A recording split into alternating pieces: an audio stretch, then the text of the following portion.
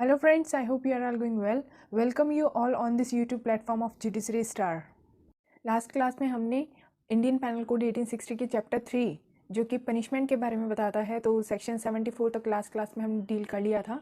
आज हम सेक्शन 75 को डील करेंगे जो कि इन्हांस्ड पनिशमेंट के बारे में बताता है। Enhanced punishment for certain offences under chapter 12 and chapter 17 after previous conviction.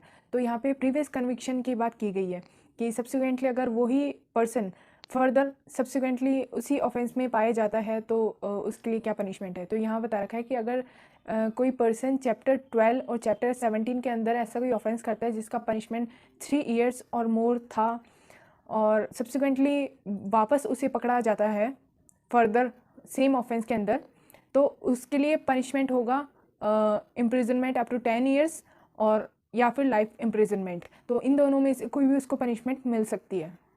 अब हम चैप्टर 4 ऑफ आईपीसी 1860 डील करेंगे। तो chapter 4 of IPC general exceptions के बारे में बात करता है, साधारण अपवाद के बारे में। तो इससे पहले हम ये नॉलेज में कर लेते हैं that exceptions are of 2 types, general and special. एक सामान्य होता है और एक विशेष होता है। तो जो साधारणतः होता है जनरल एक्सेप्शंस वो सेक्शन 76 टू सेक्शन 106 हमें चैप्टर 4 में प्रोवाइडेड है, जिसमें कि कोई ऑफेंस नहीं माना जाता अगर ऐसा इन सेक्शंस के एम्बिट में एक्ट पाया जाता है तो, और इसमें जो एक्यूज्ड है उसकी लायबिलिटी एकदम फ्री हो जाती है। जहाँ बात करते हैं स्पेशल एक्सेप्शंस की, तो ये सेक्शन हर सेक्शन के साथ हमें प्रोवाइडेड होता है। जैसे सेक्शन 300 में 5 टाइप्स ऑफ एक्सेप्शंस प्रोवाइडेड है।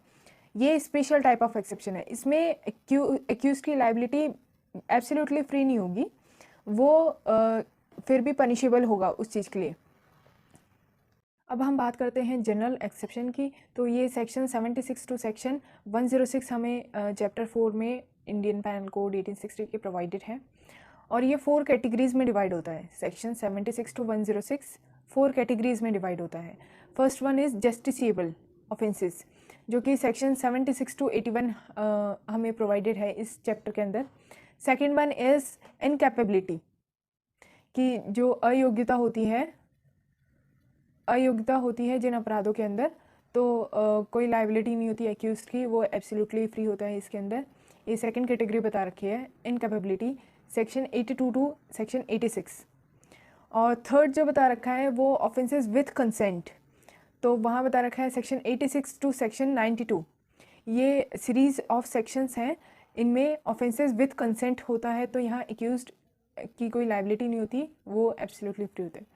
Fourth one is private defence, कि जब कोई पर्सन अपना प्राइवेट डिफेंस एक्सरसाइज कर रहा हो तो उसकी ऑफेंस को लेकर कोई लायबिलिटी नहीं होगी, उसने वो काम अपने प्राइवेट डिफेंस में किया है, जो कि सेक्शन 96 टू 106 हमें प्रोवाइडेड है। तो इस तरह जो चैप्टर 4 है सेक्शन 76 टू सेक्शन 106 4 कैटेगरीज में डिवाइडेड है। अब अगर फर्स्ट कैटेगरी की बात की जाए जिसमें बता रखा है act done by judicially and lawfully, तो यहाँ पे पहला सेक्शन आता है सेक्शन 76 जिसमें बता रखा है एक्ट बाउंड बाय लॉ, कि विधि द्वारा बाध्य होना। तो यहाँ पे मिसबिलीफ में या मिस्टेक ऑफ फैक्ट के अंदर ये माना जाता है कि लॉफुली उस काम को करना एक बाउंडेशन है उस चीज़ को करना। जैसे कि कोई पब्लिक सर्वेंट है तो उसे सेक्शन 76 का रिलीफ मिलेगा और वो कोई ऑफेंस के लिए लायबल नहीं होगा। सेक्शन 77 बताता है एक्ट ऑफ ए जज एक्टिंग जुडिशियली, तो अगर कोई जज अपने जजमेंट में पेनल्टी इम्पोज करता है सामने वाली पार्टी पे या कोई ऑफेंस के लिए लायबल करता है, तो इसका मतलब ये नहीं कि वो ऑफेंस के लिए वो खुद भी लायबल हो गया, उसने जुडिशियली वो काम किया है, इसलिए उसके ऊपर कोई ऑफेंस का चार्ज नहीं लगाया जाएगा अकॉर्डिंग टू सेक्शन 77। सेक्शन 78 जो कि बताता है act with respect to judgment decree and order of court, तो अगर कोई act for the compliance of judgment decree and order of the court किया गया है तो उसको ऑफेंस नहीं माना जाएगा। जैसे कि जेल में जो फांसी दिलाने का काम करते हैं वो जल्लाद होते हैं। अब वो जल्लाद अगर फांसी देते हैं, फांसी लगाने का काम करते हैं किसी व्यक्ति को, तो इसका मतलब ये नहीं कि वो हत्यारे हो गए या हत्या का दोष उन पे है रहेगा या आरोप लगाया जाएगा, क्योंकि उन्होंने for the compliance of judgment किया है वो काम, इसलिए वो एक उनके पास डिफेंस रहेगी। सेक्शन 79 बताता है act by person justified by law. इसमें कहा गया है कि अगर कोई प्राइवेट पर्सन अपने आप को जस्टिफाइड समझता है किसी एक्ट को करने के लिए, तो उसे एक डिफेंस का ग्राउंड मिलेगा अकॉर्डिंग टू सेक्शन 79। अब जो केस था केसु साहू वर्सेस सालीग्राम का एक केस था सेक्शन 79 के ऊपर, और इसमें बताया गया था कि जो एक्यूज था वो चेक पोस्ट अथॉरिटीज़ की हेल्प कर रहा था, और हेल्प करते हुए उसने एक बुलॉक कार्ट को रोक भी लिया, और ऐसा सस्पेक्ट था कि जो बुलॉक कार्ट है वो स्मगल्ड राइस को कैरी कर रही है। तो वहाँ उसने अथॉरिटी को कहा, अथॉरिटी ने आके इंस्पेक्ट किया, अथॉरिटी को ऐसा कुछ नहीं मिला।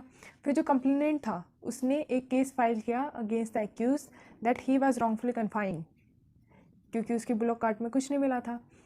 पर in the eyes of law section 79 protects the accused, क्योंकि यहाँ पे एक्यूज्ड जस्टिफाइड था उस काम को करने के लिए। Section 80 deals with accident in doing lawful act. तो अगर कोई काम किया जाता है, लॉफुल एक्ट किया जाता है, लॉफुल मैनर में किया जाता है, तो यहाँ पे जो एक्यूज्ड है उसकी कोई लायबिलिटी नहीं होगी, क्योंकि जो काम था वो सब्जेक्ट टू नेसेसरी प्रिकॉशंस के साथ किया गया था और लॉफुल मैनर में किया गया था, इसलिए उस एक्सीडेंट के ऊपर कोई किसी पर्सन की लायबिलिटी नहीं होगी। सेक्शन 81 बताता है act likely to cause harm but done without criminal intent to prevent other big harm. तो यहाँ पे बता रखा है कार्य जिसे अपहानि कारित होना संभाव्य है, किंतु जो आपराधिक आशय के बिना और अन्य अपहानि के निवारण के लिए किया गया हो। तो यहाँ पे बता रखा है कि मेंस रिया की अवेलेबिलिटी नहीं होगी, यहाँ पे इस ऑफेंस के अंदर मेंस रिया नहीं है। और to prevent other big harm कोई एक्ट किया गया है तो वो सेक्शन 81 की सीरीज़ में आएगा। अब इसमें एक केस था लीडिंग केस, जो कि था आर वर्सेस डुंडले एंड स्टेफन 1884 का केस था, जिसे कि मैग्नॉटिन केस भी कहा जाता है। तो इसे प्रिंसिपल ऑफ नेसेसिटी भी इसी केस लॉ के वर्च्यू से आई थी। और इस केस में ये था कि एक जहाज़ में 4 लोग सफ़र कर रहे होते हैं, तो उन्हें भूख लगती है। अब 3 लोगों की जान बचाने के लिए उन्होंने चौथे इंसान को मारकर खा लिया था। तो इसमें प्रिंसिपल ऑफ नेसेसिटी का डिफेंस लेते हुए जो 3 लोग थे वो कोर्ट में फ्री हो जाते हैं, मतलब उनको डिफेंस मिल जाता है।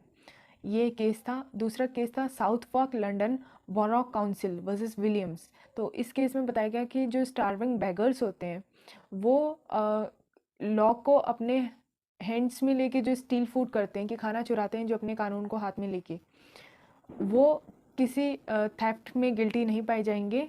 उन्होंने ऐसा कोई अपराध नहीं किया है, क्योंकि उन्होंने विदाउट एनी क्रिमिनल इंटेंट किया है वो स्टील ऑफ फूड को। तो ये Southwark London borrow council versus William का केस था।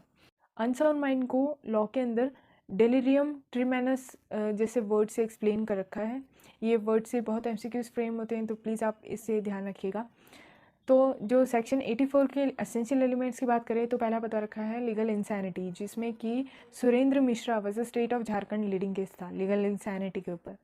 दूसरा जो एलिमेंट है वो है loss of cognitive faculty at the time of commission of offence, जो संज्ञानात्मक तत्व है उनका ना होना at the time of commission of offence, जब अपराध का किया जाना हो रहा हो। तो ये 2 एलिमेंट्स हैं। और जो एक लीडिंग केस है सेक्शन 84 का वो है मैकनॉटन केस 1943 का। इसमें इररेसिस्टिबल इम्पल्स टेस्ट के बारे में बताया गया, और साथ ही साथ ये बताया गया the person is presume to be seen unless contrary is proved, कि किसी भी पर्सन को सीन ही माना जाएगा जब तक कि प्रतिकूल यह साबित ना किया जाए। सेक्शन 85 बताता है इंटॉक्सिकेटेड अगेंस्ट हिज विल, किसी पर्सन के विल के अगेंस्ट उसे इंटॉक्सिकेट किया गया हो, तो वो सेक्शन 85 के अंदर ये केस आता है। और ये एक वीक डिफेंस कंसिडर किया जाता है किसी भी क्राइम के अंदर जो कि चार्ज किया गया है उसके अंदर। और इसकी जो लीडिंग केस है वो है वासुदेव वर्सेस स्टेट ऑफ एप्सू एंड डीपीपी वर्सेस बियर्ड। तो ये सेक्शन 85 है। सेक्शन 86 में बता रखा है इंटॉक्सिकेशन इन हिज विल, कोई पर्सन अपने विल के अंदर इंटॉक्सिकेट हो रहा है वो सेक्शन 86 में आएगा, और अगेंस्ट हिज विल हो रहा है वो सेक्शन 85 में जाएगा। तो सेक्शन 86 में एक लीगल मैगजिम भी है क्वी पैकेट एब्रियस लियोट सोब्रियस, जिसमें कि बताया गया है वन वो since when drunk should be punished when he is sober, कि अगर कोई पर्सन ड्रंक है और उसने कोई ऑफेंस किया है तो यही समझा जाएगा कि वो अगर ड्रंक नहीं होता, इंटॉक्सिकेटेड नहीं होता, तो भी वो ऐसा काम करता। ये सेक्शन 86 में लीगल मैक्सिम समझाती है और इसी मैक्सिम के बेसिस पे सेक्शन 86 डिपेंड करता है। और इसमें एक केस था सारथी वर्सेस स्टेट ऑफ एमपी 1976 का था। तो इसमें जो कुछ लोग थे जिन्होंने किसी पर्सन को हैंगिंग कर दिया था, hanging the person on ceiling fan, एक सीलिंग फैन के ऊपर उन्होंने हैंगिंग कर दिया था और believing it to be dead by intoxicated person. जो इंटॉक्सिकेटेड थे पर्सनस, उन्होंने सोचा कि ये मर चुका है और इसको मतलब मरा हुआ समझ के सीलिंग फैन पे उन्होंने हैंग कर दिया। तो उनको डिफेंस मिल गया और सेक्शन 304 में चार्ज होने के बजाय वो सेक्शन 302 में चार्ज किए गए जो पर्सन थे इंटॉक्सिकेटेड वो। अब third and fourth category of general exception हम नेक्स्ट क्लास में डील करेंगे। अगर आपको वीडियो अच्छी लगी हो तो please like, subscribe and share. Thank you.